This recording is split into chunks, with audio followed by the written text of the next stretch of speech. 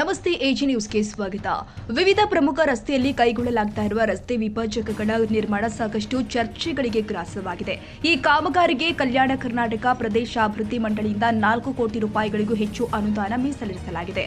Granite ಕಲ್ಲುಗಳಲ್ಲಿ ನಿರ್ಮಾಣವಾಗುವ ಈ ಡಿವೈಡರ್ಗಳು ನಗರದ ಅಂದ ಚೆಂದ ಹೆಚ್ಚಿಸುತ್ತವೆ ಎಂಬ ನೆಪದಲ್ಲಿ ಕೋಟ್ಯಾಂತರ ರೂಪಾಯಿ ಲೂಟಿ ಹೊಡೆಯುವ ಕೈ ಬೆಳಕ ಇದರ ಹಿಂದೆ ಅಡಗಿದೆ ಎಂಬ ಆರೋಪ ಕೇಳಿ ಬರ್ತಾ ಇದೆ. ಕೆಲ ತಿಂಗಳ ಹಿಂದೆ ಮುನ್ನ ರಸ್ತೆ ವಿಭಜಕಗಳ ಮಧ್ಯದ ಕಂಬಗಳಿಗೆ 1.5 ಕೋಟಿ ವೆಚ್ಚದಲ್ಲಿ ಜಗಮಗಿಸುವ ಎಲ್ಇಡಿ ಬಲ್ಬ್ ಅಳವಡಿಸುವಲ್ಲಿ ಕೈಚಳಕ ತೋರಲಾಗಿತ್ತು. ನಂತರ ಭೀಮಾ ನದಿ ಸೇತುವೆ ರಸ್ತೆ ದುರಸ್ತಿಯಲ್ಲೂ ಕೂಡ ಕೋಟಿಗಟ್ಟಲೆ ಹಣ ಸುರಿದಂತಿತ್ತು. ಈಗ ಡಿವೈಡರ್ಗಳ ಸರದಿ ನೇತಾಜಿ ಸುಭಾಷ್ ಚಂದ್ರ ಬೋಸ್ ವೃತ್ತದಿಂದ ಲಾಲ್ ಬಹದ್ದೂರ್ ಶಾಸ್ತ್ರಿ ವೃತ್ತದವರೆಗೂ, ನೇತಾಜಿ ವೃತ್ತದಿಂದ ಡಿಡಿಪಿಐ ಕಚೇರಿ, ಅಲ್ಲಿಂದ ಆರ್ಟಿಒ ರಸ್ತೆ, ಹತ್ತಿಕುಣಿ ರಸ್ತೆ, ಗಂಜ್ ರಸ್ತೆಯಲ್ಲಿ ಡಿವೈಡರ್ ನಿರ್ಮಾಣ ಕಾರ್ಯ ನಡೆದಿದೆ. ಮಳೆಯಲ್ಲಂತೂ ನಿರ್ಮಾಣ ಕಾರ್ಯ ಭರದಿಂದ ಸಾಗಿದ್ದು, ಮಳೆಗಾಲ ಮುಗಿಯುವಷ್ಟರಲ್ಲಿ ಇವುಗಳ ಆಯುಷ್ಯ ಇರುತ್ತದೋ ಇಲ್ಲವೋ ಗೊತ್ತಿಲ್ಲ. ಆದರೆ 16 ಕೋಟಿ ರೂಪಾಯಿಗಳ ಬಿಲ್ ಸಂಬಂಧಿಕರ ಕೈಗೆ ಸೇರ್ತಾ ಇದೆ ಎನ್ನಲಾಗ್ತಾ ಇದೆ.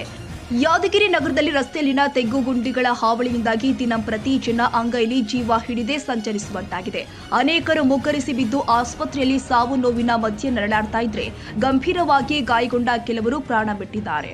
ಅನುದಾನ ಇರದಿದ್ದರಿಂದ ನಗರಸಭೆ ಜನರ ತೆರಿಗೆ ಸಂಗ್ರಹಿಸಿ ಅದರಿಂದ ಬಂದ ಹಣದ ರಸ್ತೆ ರಿಪೇರಿಗೆ ಅನಿವಾರ್ಯವಾಗಿ ಮುಂದಾಗಿದ್ರೆ, ಹರಿದು ಹದಗೆಟ್ಟಿರುವ ನಗರದ ಅವ್ಯವಸ್ಥೆಯನ್ನ ಮರೆ ಮಾಡಲು ಸೌಂದರ್ಯೀಕರಣದ ಹೆಸರಲ್ಲಿ ನಿರ್ಮಿಸುತ್ತಿರುವಂತಹ ಗ್ರಾನೈಟ್ ಡಿವೈಡರ್ಗಳು ಅವೈಜ್ಞಾನಿಕವಾಗಿದೆ. ಅಲ್ಲದೆ ಕೋಟ್ಯಾಂತರ ರೂಪಾಯಿಗಳ ಹಣದ ಅನಾವಶ್ಯಕ ಖರ್ಚು ಎಂಬ ಮಾತುಗಳಿದೆ.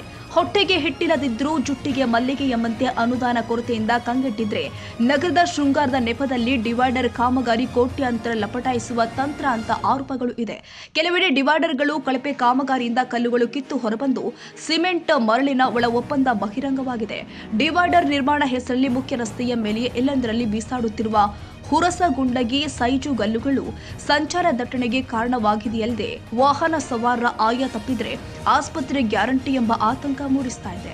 ಕಲ್ಯಾಣ ಕರ್ನಾಟಕ ಪ್ರದೇಶಾಭಿವೃದ್ಧಿ ಮಂಡಳಿ ಅನುದಾನದ ಅಡಿ ನೀಡಲಾದ 16 ಕೋಟಿ ವೆಚ್ಚದಲ್ಲಿ ಕೈಗೆತ್ತಿಕೊಳ್ಳಲಾದ ಡಿವೈಡರ್ಗಳು ಹಾಗೂ ರಾತ್ರಿ ವೇಳೆ ಮಧ್ಯದ ಕಂಬಗಳಿಗೆ ಹಾಕಲಾಗಿರುವ ಜಗಮಗಿಸುವ ಬಲುಗಳು ಯಾದಗಿರಿಯನ್ನ ಊಪರ್ ಶೆರ್ವಾನಿ ಅಂದರ್ ಪರೇಶಾನಿ ಎಂಬಂತಾಗಿಸಿದಂತಿದೆ. ನಿಜಾಮುದ್ದೀನ್, ಯಾದಗಿರಿ.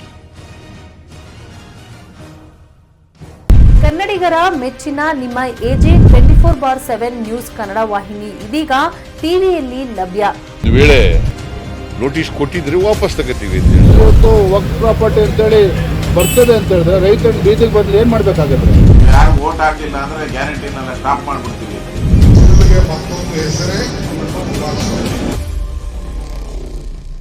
ಕರ್ನಾಟಕ ಮತ್ತು ದೇಶ ವಿದೇಶ 360 ಡಿಗ್ರಿ ಸುದ್ದಿ ಹಾಗೂ ಉತ್ತರ ಕರ್ನಾಟಕ, ಬೆಳಗಾವಿ, ಬಾಗಲಕೋಟೆ, ಧಾರವಾಡ, ಹಾವೇರಿ, ಗದಗ, ಬಿಜಾಪುರ ಜಿಲ್ಲೆಯ ಕ್ಷಣ ಕ್ಷಣದ ವಿವರವನ್ನ ಪಡೆಯುವುದಕ್ಕೆ ಎಜೆ 24/7 ನ್ಯೂಸ್ ಕನ್ನಡ ವಾಹಿನಿಯನ್ನ ಲೈಕ್ ಮಾಡಿ, ವಿಡಿಯೋಗಳನ್ನ ಶೇರ್ ಮಾಡಿ, ಕಮೆಂಟ್ ಮಾಡುವ ಮೂಲಕ ನಮ್ಮ ವಾಹಿನಿಗೆ ಸಹಕಾರ ನೀಡಿ ಮತ್ತು ಚಾನೆಲ್ ಅನ್ನ ಸಬ್ಸ್ಕ್ರೈಬ್ ಮಾಡಿ.